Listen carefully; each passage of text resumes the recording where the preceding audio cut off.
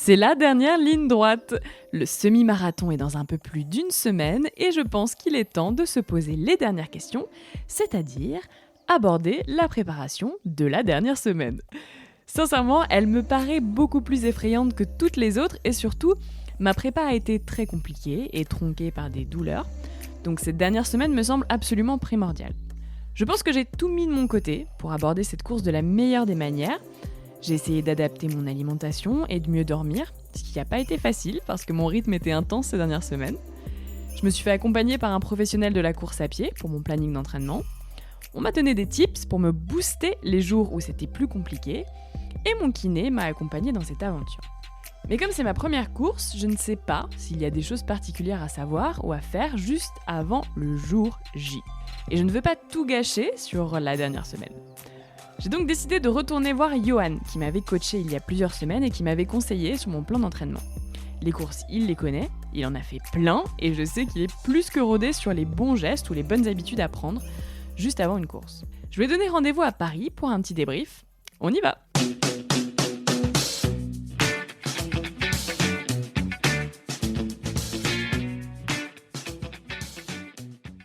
Hello Johan! Salut Cléo, comment ça va? Bah écoute, ça va. Alors je te cache pas que je commence à être un petit peu stressée là, une semaine du semi. Et je suis contente qu'on puisse se revoir depuis la dernière fois pour un peu, on va dire, peaufiner les derniers détails et un peu peut-être me rassurer aussi par rapport à l'échéance là qui arrive promptement. Donc tu sais, c'est trop bien qu'on puisse se revoir. Je suis trop contente. Bah, j'espère déjà que ta prépa s'est bien passée. Bah écoute, j'ai essayé de mettre en application tous les conseils que tu m'avais donnés quand on s'était vu il y a plusieurs semaines. J'ai essayé de le faire au mieux. Après, je te cache pas que j'ai eu des petits pépins physiques. On en avait déjà parlé à l'époque, j'avais des petites douleurs. Et bon, malheureusement, j'ai une douleur au pied qui s'est un peu accentuée. Ouais. Donc, qui m'enquiquine un peu la vie, qui m'a mis des bâtons dans les roues dans ma préparation. Donc, ça n'a pas été forcément hyper évident à gérer. Mais bon, écoute, j'espère que je pourrai quand même le courir, on verra bien, mais c'est vrai que ça me rajoute une petite dose de stress en plus. Mais écoute, je vais essayer d'être positive. Et justement, te demander aussi, toi, selon toi, quel est l'état d'esprit dans lequel il faut être avant d'aborder une échéance comme le semi, et d'autant plus quand c'est son premier semi-marathon? Bah, l'état d'esprit, il est assez simple. Une fois qu'on est face à l'objectif, qu'on a fait toute la prépa, on n'a plus que ça à faire, donc il faut un peu évacuer toutes les pensées négatives où on va se dire bah, je ne vais pas y arriver, ça va mal se passer. Il faut vraiment s'en laver, dire ça va bien se passer, s'en convaincre. Ouais. Et plus on va être apte à se répéter que ça va bien se passer, et plus on va se mettre dans des bonnes conditions mentales. Et une fois que le mental est là, normalement le physique devrait suivre parce qu'on s'est entraîné. Tu fais comment? Tu fais de la méthode couée devant ton miroir? Tu vas y arriver. Bah, c'est presque ça, ça veut dire qu'à chaque fois que je pense à l'objectif, moi je me répète allez, ça va le faire, je l'ai dans les jambes, donc ça va bien se passer. Et c'est vrai que si on se répète tout le temps que ça va mal se passer, en général, inconsciemment, on arrive à se mettre des bâtons dans les roues tout seul très bien. Ouais, tu penses que du coup, il faut vraiment essayer d'évacuer ces pensées négatives Parce que moi, je trouve qu'aussi, tu vois, c'est un peu paradoxal, mais dans les pensées négatives, il y a quelque chose d'assez rassurant. Tu vois, de se dire, bon, si ça se passe mal, c'est pas grave, j'aurai l'occasion d'en faire un autre, tu vois. On se met une petite porte de sortie, quoi. Exactement. Et du coup, moi, j'ai plutôt tendance à être là-dedans, tu vois, à me dire, ok, bon, bah, si ça se passe mal, c'est pas grave, tu vois, c'est pas la fin du monde. Mais du coup, c'est pas que c'est pas non plus le truc le plus motivant au monde. Après, il faut aussi se rappeler qu'une prépa, c'est assez dur, c'est assez long. Donc là, c'est le moment d'exprimer tout ce qu'on a pu travailler pendant la prépa. Donc c'est aussi ce pourquoi on s'est entraîné. Donc il faut vraiment se rappeler tous ces moments difficiles de la prépa, tous les moments aussi qu'on a aimés dans cette prépa et se dire bon bah ça a servi à quelque chose. Demain ou le jour du semi, je vais courir à fond, je vais donner tout ce que j'ai et puis ça va bien se passer. C'est tellement simple quand tu le dis. Comment est-ce que, enfin là tu vois, on est à quelques jours du semi, je suis un peu, j'ai encore mon plan d'entraînement et tout, mais je me demande vraiment si il faut que, comme j'ai en plus des petites douleurs et tout, est-ce qu'il faut pas que je me préserve avant arrêter un peu de courir, quitte à du coup peut-être ne plus faire de volume avant la course, ou est-ce qu'au contraire, il faut que j'y aille, là c'est la dernière ligne droite, et de me dire que là ce que je vais faire cette semaine, enfin les jours avant, ça va vraiment être, ça va m'aider en fait pour le jour J. Quel est ton conseil là-dessus en fait, plutôt continuer à faire du volume ou m'arrêter pour faire du jus quoi?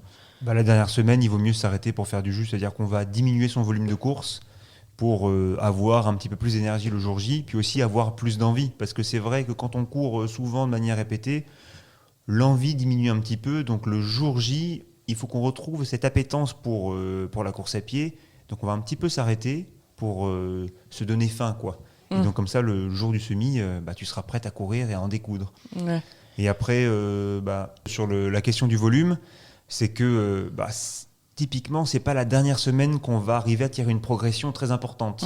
Donc il vaut mieux s'arrêter un petit peu pour faire du jus et être en forme, plutôt que d'essayer de tirer l'entraînement jusqu'au bout du bout. Ouais. Tu me conseillerais quand même de courir, moi j'avais vu sur mon plan d'entraînement de courir un petit peu la veille. Est-ce que c'est quelque chose aussi que tu conseilles sur une petite distance quoi? C'est vrai que moi c'est quelque chose que je peux faire, ça veut dire que je vais faire peut-être 3-4 jours sans courir, et puis la veille d'aller courir 30 minutes juste pour rappeler un peu les sensations de course au corps, et aussi préparer l'équipement, ça veut dire avoir les chaussures que j'aurai le jour du semi, avoir aussi les vêtements que j'aurai le jour du semi, pour être sûr que tout l'équipement va être bon, quoi. Ouais. Et là on parlait, il faut pas non plus tout arrêter, c'est ce que tu disais, peut-être ralentir, diminuer. Il faut privilégier du coup quel type de séance, plutôt faire des sorties longues ou repartir sur quelque chose de fractionné. Tu conseillerais quoi toi Dans la dernière semaine, on va pas se faire de sorties longues. On peut se faire une petite séance de fractionné à allure semi. Ça veut dire qu'on peut par exemple faire des 500 mètres ou des 1000 mètres à l'allure qu'on a pour objectif, juste pour l'avoir dans les jambes et se rappeler à quoi ça ressemble. Et ensuite faire 1 ou 2 petits footings dans la semaine selon le volume d'entraînement qu'on a l'habitude d'avoir sur une semaine, pour simplement entretenir un peu le rythme. Ce que tu dis, en fait, il faut essayer de récupérer un maximum avant la course, en fait. Oui. C'est vraiment ça. Et c'est vrai que quand on est débutant et qu'on court 2 ou 3 fois par semaine, voire parfois moins, là on peut vraiment couper la semaine et puis faire peut-être un petit rappel d'allure en début de semaine, le lundi ou le mardi, et puis ensuite le samedi matin faire 30 minutes à une allure cool, simplement pour reprendre un petit rythme avant d'attaquer le dimanche, le jour du semi. Et tu as des conseils vraiment en termes de récupération, des choses que toi tu mets en place, peut-être hors course, tu vois, je sais pas, des bains froids, manger quelque chose de particulier, comment tu optimises ta récup? Alors moi j'essaye surtout de reposer mes jambes un maximum. Par exemple, je suis le genre de personne qui prend pas les escalators dans le métro, mais la semaine avant le semi, je vais me dire, là j'ai le droit. C'est des trucs bêtes, mais c'est vrai que c'est tous ces petits moments où on se fatigue un petit peu, on peut essayer de les économiser. Donc si on veut se mettre un peu Netflix, peut-être que c'est le moment. Après ça, sur l'hydratation, ça va être très important de bien boire pendant la semaine, parce qu'en fait, si on se rend compte le samedi qu'on n'a pas assez bu, si on se met à boire 4 litres d'eau, en vrai, ça va pas beaucoup nous aider. Ouais. Il vaut mieux boire 1,5 litre, 2 litres d'eau tous les jours sur la dernière semaine, pour être bien sûr d'être bien hydraté le dimanche, plutôt que faire le samedi, allez, rattrape mes 6 litres d'eau, et puis on verra bien ce qui se passe. Piscine d'eau dans le gosier avant d'aller courir. Ouais, c'est ça. Et après, en termes de... Toi, tu privilégies des plats, des choses au niveau du sommeil. Est-ce que tu essaies de dormir plus? Est-ce que tu restes sur un rythme, le même rythme que d'habitude? Comme je cours un petit peu moins, je vais essayer de me reposer un petit peu plus. Ouais. Donc si j'arrive à faire quelques siestes, ça peut être pas mal. Souvent, on dit que la nuit la plus importante, c'est pas la veille, mais l'avant-veille. D'accord. Parce que la veille, avec le stress, on a du mal à dormir. Ouais, donc la nuit va pas être optimale de toute façon. Donc le vendredi soir, il faut peut-être pas trop sortir et puis se dire je vais faire une bonne nuit. Comme ça, si je dors pas très bien samedi soir, c'est pas trop grave. Petite série pas trop tard, petite tisane histoire d'avoir un peu son niveau d'eau et puis dodo quoi. On quitte son corps de sportif pour retrouver un peu son corps de vieillard. Exactement. Ok, d'accord, je note. Et sur l'aspect aussi émotionnel, parce que là on est à une semaine, moi, je suis quelqu'un de nature un peu stressée, angoissée, même si au fur et à mesure du temps j'ai réussi à un peu plus gérer mes émotions, mais j'ai toujours, surtout dans des nouvelles échéances comme ça et des nouveaux défis, et quand tu connais pas, moi je sais pas du tout comment ça va se passer, j'ai jamais été dans un sas de départ, tu vois, donc c'est un peu quelque chose que j'imagine, que je fantasme, et qui me crée aussi un peu des angoisses. Est-ce que c'est normal déjà d'être stressé? C'est peut-être bête comme question, mais est-ce que c'est normal avant une échéance comme ça? C'est normal, surtout quand on se prépare. En général, derrière, on a le trac. Ouais. Et en fait, c'est le fait d'être préparé qui fait qu'on a le trac, c'est qu'on se dit, je me suis préparé pour ça, il faut que ça se passe bien. Donc ensuite, une fois qu'on a mis en place la prépa, on n'a plus qu'à mettre en place sur la dernière semaine tous ces petits trucs pour que ça se passe vraiment le mieux possible. Et puis le jour J, il faut se lancer. C'est vrai que moi, petit à petit, au fur et à mesure des courses, j'ai appris à utiliser ce stress pour que, sur la ligne de départ, m'en libérer. C'est-à-dire que je vais même presque le cultiver pour le faire grandir. Et une fois que je suis sur la ligne de départ, je dis, c'est bon, je cours. Et c'est fini. C'est presque une source de motivation, en fait, c'est presque ça, c'est-à-dire que c'est d'avoir ce petit pic d'adrénaline sur la ligne de départ qui va faire que je vais partir dans les conditions dans lesquelles j'ai envie de partir, et ça se cultive, quoi. C'est vrai qu'il ne faut pas se laisser submerger par le stress, mais en même temps, de se dire qu'on va complètement s'en débarrasser, faut savoir que personne n'arrive à complètement se débarrasser du stress. C'est plus de réussir à le cultiver et à vivre avec pour l'utiliser correctement. Ouais, essayer de le transformer en quelque chose de positif. Ouais. Ça, tu vois, pareil, c'est une vraie question, parce que moi, je sais que potentiellement, j'arrive à utiliser cette énergie, parce que c'est une vraie énergie, finalement, le stress aussi, en quelque chose qui me ravive, qui me booste. Alors du coup, j'ai super peur, moi, tu vois, le jour J, de me dire, avec la motivation, tout le monde et tout, genre la nana part comme une balle, t'as rien compris, alors qu'en fait, elle avait un rythme hyper bas en temps normal, et que du coup, je me fasse exploser au bout de 5 km, tu vois. C'est vrai que parfois on peut un peu trop se chauffer sur la ligne de départ et partir à une allure un petit peu trop rapide. Ouais. Alors moi, souvent, ce que je dis aux coureurs débutants, c'est de partir lentement. D'accord, on se force presque. On se force à partir lentement, et finalement, ce lentement va correspondre à ton allure semi, parce que comme tu as envie de partir pleine balle, en réduisant ce pleine balle, en fait, ça va être l'allure du semi. Ouais, c'est ça. Ok, pensez tranquille, mettre un petit coup de frein dans les jambes au début, et pas se laisser trop emporter aussi parce que l'ambiance doit être folle aussi, j'imagine. Elle va être folle. Quand t'es dans le départ avec tout le monde et tout, c'est dingue. Les rues de Paris seront pleines, il fera beau. Ah ouais ? J'espère. J'espère aussi. En 6 mars, voilà, mais... On n'a pas eu une super histoire là-dessus, mais allez, cette année, on est confiant, on croise les doigts. Et du coup, pour se focaliser, là, un peu, j'ai envie effectivement de me projeter sur le jour J.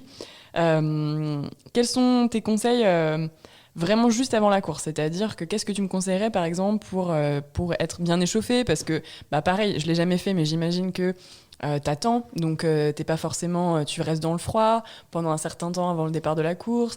Est-ce qu'il faut que je reste mobile? Est-ce qu'il faut que je fasse des petits exercices? Pendant combien de temps? Enfin voilà, quels sont tes conseils là-dessus? C'est vrai que le problème, c'est que parfois on peut attendre un petit peu longtemps dans le sas, et donc on va rester immobile là, attendre que notre sas parte. Donc l'idée, ça va être de faire des petits exercices qu'on peut faire de manière statique. Ça va être simplement de monter les genoux sans forcément le faire en dynamique, mais de monter une jambe puis l'autre, faire pareil avec les talons-fesses, faire des petits squats, des petits sauts sur place pour arriver à garder les muscles un petit peu chauds, pour ensuite réussir à partir dans de bonnes conditions. Après, c'est vrai que si on arrive à courir et de ne pas rentrer dans le sas 40 minutes avant le départ, ça sera pas mal. Mais si on est obligé d'attendre longtemps dans le sas, d'avoir ces petits exos, ça peut être pas mal. Et ensuite, comme ton allure semi, quand on est débutant, elle va quand même plutôt correspondre à une allure de croisière qu'on a l'habitude d'avoir. Ça va pas être trop dérangeant si on n'a pas un super échauffement, comme on peut voir les top athlètes faire avant les courses. Ouais, en tout cas, essayer de rester chaude, si je puis dire. Exactement. Ouais, Fais quelques petits exos dans le sas.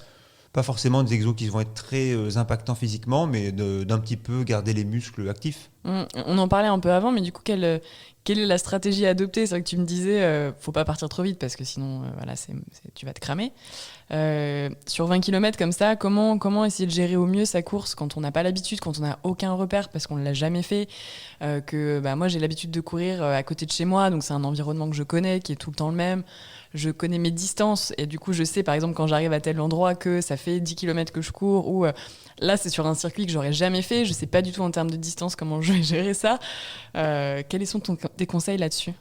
C'est vrai que en fait, les sorties longues ont un peu servi à préparer ce moment-là. Donc, si on se rend compte qu'on va vraiment beaucoup plus vite que sur les sorties longues, c'est qu'il y a un problème quelque part. Soit on a eu une progression incroyable en une semaine, ce qui n'arrive pas, qui arrive pas à tout le monde. Ouais. Soit c'est que ça va péter à un moment donné. Donc, il faut arriver à saisir ce truc-là assez vite pour ralentir, parce que plus on va être capable de ralentir tôt, et plus en fait on va garder de l'énergie, parce que souvent on se dit je vais peut-être gagner du temps au début, et pour ensuite être à la fin plus cool. Mais en fait, ce qui se passe, c'est qu'on ne gagne pas forcément du temps au début parce qu'on perd beaucoup d'énergie et beaucoup de force. Et puis à la fin, on explose complètement et ça peut être catastrophique. Donc il vaut mieux partir un peu lentement et puis se dire je vais finir un peu plus vite plutôt que de faire l'inverse. Et est-ce que tu vois, je me disais si vraiment à un moment donné je suis crevée, quitte à marcher un petit peu, est-ce que tu le conseilles ou est-ce que tu te dis non, si tu vas trop casser ton rythme si tu te mets à courir, à marcher pardon, à un moment donné, quels sont, tu vois, si vraiment je sens que je suis au bout du bout et que je suis au bord de la rupture à un moment donné, que faire ? C'est vrai que c'est un peu compliqué comme question parce que parfois de se mettre un peu à marcher, en fait la relance va être encore plus difficile. Mais c'est vrai que comme tu dis, ça peut arriver qu'on soit vraiment au bout du bout et finalement marcher ça va être nécessaire.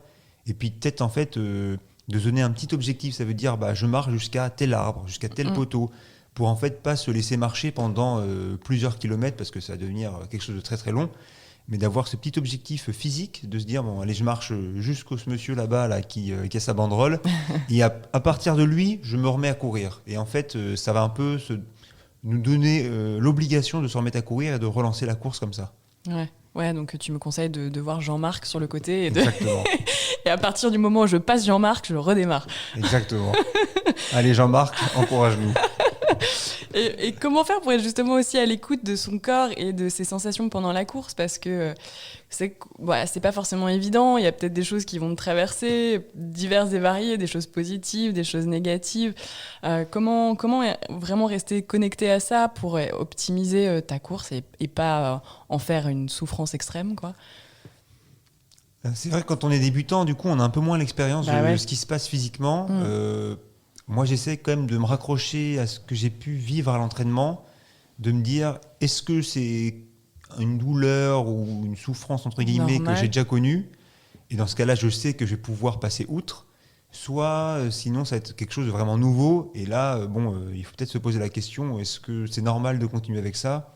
Ou est-ce que c'est pas normal ? Mais en général, on n'a pas de sensation totalement nouvelle sur une course. C'est vraiment des choses qu'on a connues à l'entraînement. Et donc, c'est peut-être à ça qu'il faut se raccrocher, se dire, ça, je l'ai vu à l'entraînement, ça m'est déjà arrivé, j'ai déjà eu cette petite douleur à la cuisse, cette petite douleur au mollet, mais je sais que dans 1 kilomètre, ça ira mieux, donc je serre un petit peu les dents et puis je vais jusqu'au bout. Ouais, parce qu'il y a toute la partie imprévue aussi. Tu disais, généralement, quand tu t'es bien entraîné, tu as l'habitude d'avoir des sensations, enfin, tu as pu un peu remarquer des choses, ce qui se passait dans ton corps ou dans ta tête même d'ailleurs quand tu cours.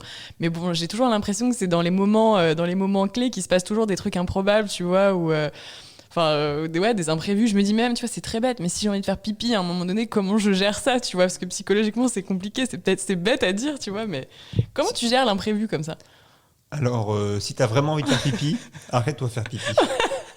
Ok. Parce que c'est vrai que ça peut être très gênant en fait, juste pour courir, c'est-à-dire qu'on va tellement essayer de serrer la vessie qu'on va même plus arriver à courir. Donc autant s'arrêter et puis en fait le temps qu'on pense gagner en n'allant pas au pipi, en fait c'est du temps qu'on perd. Donc, c'est ça. Autant ça devient obsessionnel aussi au bout d'un moment. On ne pense plus qu'à ça. C'est bien. En même temps, j'imagine qu'il faut. C'est mieux d'y aller avant, j'imagine, mais bon, avec le stress, tout ça, tu vois, il y a plein de choses qui peuvent se passer. Oui. Pareil au niveau de l'hydratation, comment bien gérer l'hydratation dans la course ? Là, je vois quand moi je vais courir, quand je fais mes sorties, je bois avant, je bois après. Je bois pas forcément pendant la course, mais parce que je suis pas stressée, donc j'ai aussi moins, tu vois, ce besoin de boire. Comment on gère aussi ça ? Alors pour avoir les meilleures performances possibles, ne bois pas quand tu as soif, ça sera trop tard. En fait, quand on a soif, ça correspond déjà à un moment où on a perdu 10% de ses capacités. Okay. Donc en fait, le mieux, c'est de commencer à boire le plus tôt possible, régulièrement et par petites quantités. Parce que si on commence à boire des demi-litres d'eau à chaque fois, ça va mal se passer. Alors que si on prend à chaque ravito un petit peu d'eau, en fait, on va réussir à apporter suffisamment d'hydratation pour l'ensemble de la course. Et toi, d'un point de vue personnel, tu grignotes quand même quelque chose avant la course ou pas du tout ? Oui, moi j'ai souvent un petit gel ou une pâte de fruits que je vais manger au 12e ou au 15e kilomètre en fonction de comment je me sens. Alors après ça, c'est aussi des choses qu'on me prépare à l'entraînement, de voir comment est-ce qu'on commence un peu à avoir cette envie ou ce besoin de manger. Mais oui, d'avoir un petit ravito sur une distance comme le semi, ça peut être pas mal, hein, un ou deux. Oui, histoire de pas, si tu as une petite chute d'énergie à un moment donné, quand même, histoire de pas t'enfoncer dans le si jamais malaise, quoi. t'as pas pris assez à manger, il y a quand même des stands où tu vas trouver du sucre, Ouais. des bananes, des choses comme ça peut être pas mal. Ouais, ils te laissent pas décéder en Voilà. plein milieu du truc de faim et de. En général, il y a à manger. Ok. Bon, ça va, je suis rassurée du coup. Et toi qui as couru beaucoup de semis, d'ailleurs, je sais pas, t'as couru combien de semis? Là, je sais pas, Tu peut-être 5 ou 6. Ok, donc tu as l'habitude. Est-ce que tu dirais que l'Harmonie Mutuelle Semi de Paris, il a vraiment une spécificité par rapport à d'autres semis où il y a quelque chose de vraiment particulier, peut-être dans l'ambiance, dans le parcours, je sais pas, c'est vrai que le parcours est sorti il y a quelques semaines maintenant. Mais Déjà, on court à la maison. Et c'est vrai que ça fait toujours plaisir de courir à la maison. En plus, c'est un stress en moins parce qu'on n'a pas toute la logistique. Où est-ce que je vais loger, comment je vais arriver à la ligne de départ. En général, on connaît bien Paris quand on est parisien. mhm. Ensuite, il faut faire attention parce que la première partie est un petit peu plus dure que la deuxième partie. Là, je me souviens encore mes souvenirs d'octobre, là où on a fait la dernière édition. Au début, ça monte un petit peu plus qu'à la fin. Donc, on va peut-être y laisser un petit peu plus de plumes. Mais comme à la fin, ça va plus descendre, ça sera un peu relâche, quoi. Donc, il faut se dire, on souffre un peu au début. À la fin, ça va être un peu plus simple. Donc, il y a un peu cet aspect-là, c'est l'aspect dénivelé, quoi. Moi, ce qui me fait peur, c'est tu vois toute la partie dans le bois de Vincennes où je me dis ça va me sembler interminable. C'est la partie milieu en plus. Oh, j'ai trop peur. Je sais pas comment gérer ça psychologiquement. Tu vois, j'ai trop peur de me dire waouh, ok, c'est une ligne droite infinie. Je vais jamais réussir à aller au bout et du coup de débloquer mentalement, tu vois. C'est une belle ligne droite, ça, je te le cache pas. Ensuite, il y aura quand même du monde sur le bord de la route, donc peut-être de pas simplement regarder devant toi, de regarder un peu ce qui se passe sur le bord de la route. Il y a les orchestres qui seront là pour mettre un peu d'animation. Tous ces petits trucs-là, ça peut te permettre de te changer un peu les idées et pas de te focaliser sur cette longue ligne droite. Ok, regardez à droite, à gauche, ne pas regarder en face de moi, regardez en l'air, sinon les arbres, les oiseaux. Ok, bon, je vais Ou alors je vais tu peux essayer. aussi te fixer, d'essayer de couper la ligne droite en disant elle est là jusqu'à ce poteau. Et après ça jusqu'à ce Ouais, machin. me donner, comme tu disais un Ouais. peu tout à l'heure, me donner des objectifs, des endroits à passer Ouais, des steps. pour que ce soit plus facile mentalement. Ouais. Parce que c'est vrai que de se dire jusqu'au bout de la ligne droite, il y a 4 km de ligne droite, 4 km, j'arrive pas à voir jusque-là. Donc de se fixer le premier lampadaire, puis un arbre, pour arriver un peu à la découper et que ça semble un peu moins long. Ok, et pour résumer, en gros, ouais, pour résumer tout ce que tu as dit, mais quels seraient tes conseils pour que j'arrive le jour J forte et sereine mentalement et bon, physiquement, ça va dépendre ça dépend de ma préparation, bon, qui n'a pas été optimale, mais en tout cas, du coup, je me dis, je vais essayer de compenser avec le mental, justement. Quels sont tes conseils? La dernière fois, je t'avais dit de faire une petite note à chaque fois que quelque chose se passait bien. Mhm. C'est le moment de relire toutes ces notes et de se dire ça va bien se passer parce que ça et ça s'est bien passé. Donc maintenant, on est prête à courir ce semi. Donc ça va bien se passer. Et comment on fait si ça s'est pas très bien passé et qu'il y a eu des petits pépins physiques? Ne pense pas à ce qui s'est mal passé. C'est ça le secret des petites notes, on ne note que ce qui se passe bien. Ok. Et puis on oublie un petit peu ce qui s'est mal passé et ça on y reviendra après le semi pour savoir ce qu'il faut corriger. Ok. Bon, écoute, je vais essayer de faire ça. En tout cas, pour tous les gens aussi qui font leur premier semi-marathon, quel est le message que tu aimerais bien leur passer pour leur donner un peu de motivation avant la course? Rappelez-vous que ça sera un exploit. Ok. Donc bon exploit à tous. Waouh, c'est classe.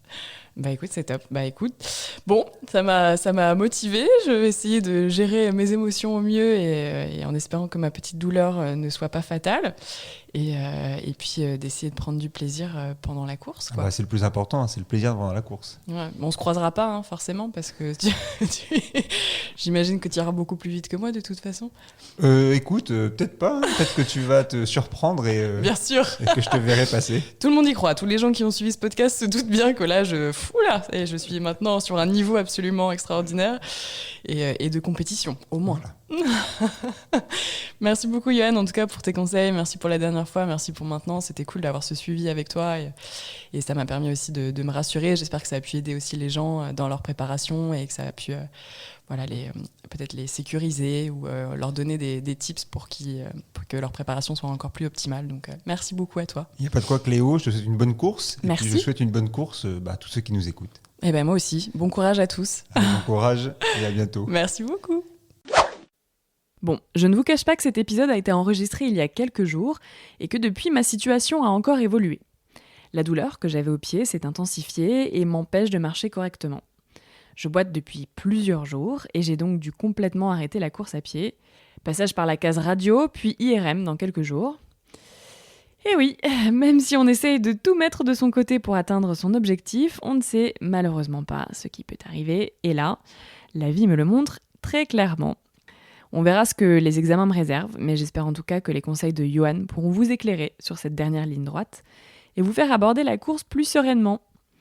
De mon côté, je vous donne rendez-vous le 6 mars pour le dernier épisode, en espérant être sur la ligne de départ, même si je commence un tout petit peu à en douter. Donnez-moi de la force et j'espère que tout se passe pour le mieux pour vous tous. Vous allez courir un semi-marathon. Profitez de ces derniers moments à fond et à très bientôt.